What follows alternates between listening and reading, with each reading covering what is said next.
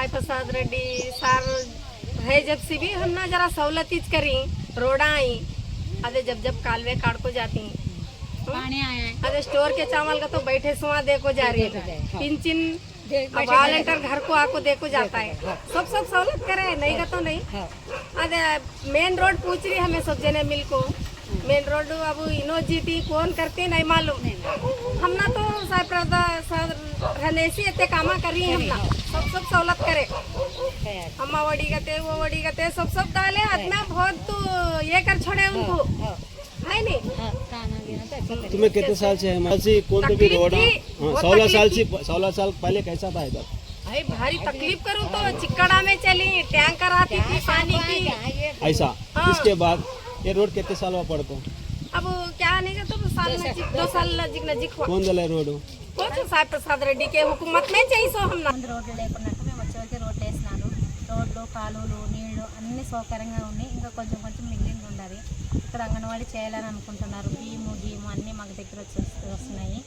మాకు main road కావాలా main road ఎవరన్నా గెలిచి మాకు మెయిన్ రోడ్ చేయాలని మేము అనుకుంటున్నాం చేస్తే బాగుంటుంది మాకు పిల్లలకి మాకు చాలా ఇబ్బంది అవుతుంది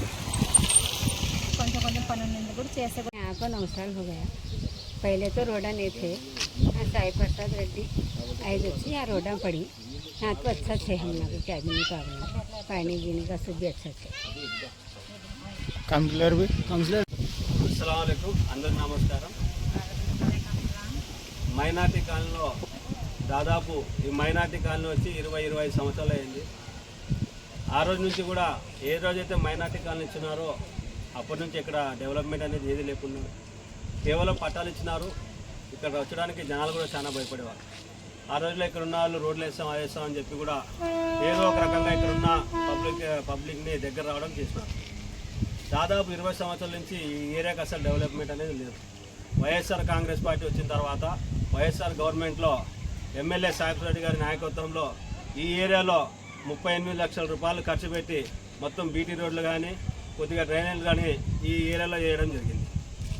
మైనార్టీ కాలనీలో అక్కడ లాస్ట్లో ఒక 2 లైన్లు మాత్రం పెండింగ్ ఉన్నాయి త్వరలో ఆ పనులు కూడా పూర్తి చేయాల్సిన అవసరం మా బాధ్యత మనలో ఉంది చేయాలనుకున్నప్పుడు ఈసారి గవర్నమెంట్ పోయింది ఇప్పుడున్న గవర్నమెంట్కి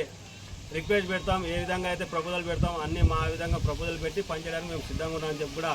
ఈ మైనార్టీ కాలనీ ప్రజలందరూ కూడా తెలియజేస్తున్నాం నా పేరు ఫయాజ్ అహ్మద్ వైఎస్ఆర్సీపీ కౌన్సిలర్